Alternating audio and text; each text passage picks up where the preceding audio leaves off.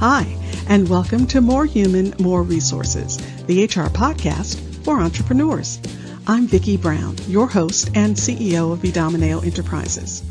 As a serial entrepreneur, I understand that having the right expert help has been critical to my success. That's why I'm dedicated to telling you, in plain language, what's going on in the world of HR that might impact your business and what you need to do about it, with real actionable tips to help you master that list of must-dos and grow your leadership muscle. First things first, the information contained in this podcast is provided for general purposes only and is not to be considered legal advice.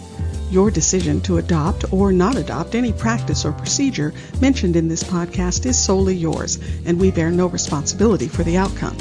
We urge you to always consult legal counsel and other appropriate licensed professionals.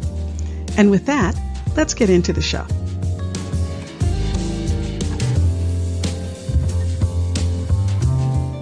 You're listening to Season 3, Episode 3. So the other day, one of my clients was worrying about the cost of hiring a new team member, but then he said, I figured it all out. I really can make my new employee pay for themselves. I'll just pay them commission only. That's when I had to say, not so fast. Now, don't get me wrong. There are huge advantages to commission salespeople. For the employee, their earnings potential is over the moon. After all, what's the saying? They eat what they kill. And for you, the employer, you can have a much smaller base salary at risk. But there are some things you need to keep in mind if you decide to go the commission route. First, let's talk about what commissions are and aren't. Commissions are a form of compensation based on percentage of sales or number of sales made. They aren't discretionary and they aren't bonuses. And in California, they're considered earned wages. Now, generally, commissions have to be paid at least 2 times per month, except for commissioned car salespeople, who can be paid once a month. Under the state definition, since commissions are earned by the selling of a product or service, those people not involved in sales can't earn commissions. So if they're not selling, but simply delivering the service, they can't earn commissions. However, they can be bonused based on percentage of goods or service sold, but they can't earn commissions. Now, the definition of what is and isn't a commission is important because there are some very strict laws around how to deal with commissions.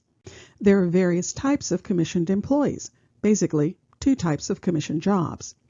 There are the jobs where the employee is paid a base salary and then receives commission or incentive pay on top of their base salary. Now, in this scenario, no matter if they sell or not, they will still get their base pay. Now, this type of commission program is the one we most often see with our clients, mainly because it's very difficult to find experienced talent to work solely on commission. It's not impossible, but it's very difficult. Most people need to know that there's a base guaranteed for them, so if they have a slow month, they won't find themselves without any income at all. There's also the question of how does the person get adequately paid while they're ramping up in their role? Well, you may choose to allow a draw or advance against the commission piece for a period of time until the salesperson gets, in their flow. But again, keep in mind that commission draw or not, you have to be careful that they aren't paid less than the minimum wage during any pay period. And that can be more complicated than you might think. The state has a minimum wage for overtime eligible positions. That's an hourly rate that is generally adjusted annually. And there's also a minimum wage for positions exempt from overtime. It's twice the weekly minimum wage for a full-time employee. So, for example, if the minimum wage is $15 per hour, the exempt minimum wage would be $15 times 40 hours times 2, or $1,200. So if they aren't getting at least $1,200 a week, in addition to meeting the job duties test, then they'll automatically be considered non-exempt or eligible for overtime. And let's not gloss over the job duties test part of the eligibility, both at the federal and state levels. I put a link to both the federal and California rules around this in the show notes. Yes, they're slightly different. I know. And while you may think you're out of the woods because with the commission they'll get more than minimum wage, not so fast. You have to be sure each pay period that the base wage plus the draw adequately covers not only the minimum wage, but also any overtime they're entitled to. So yes, to figure out all the rules and cross rules and math each pay period, well, again, it's very complicated. So, of course, I'm going to advise you to check in with your labor counsel and HR consultant. Now, another type of commission job is the commission-only position.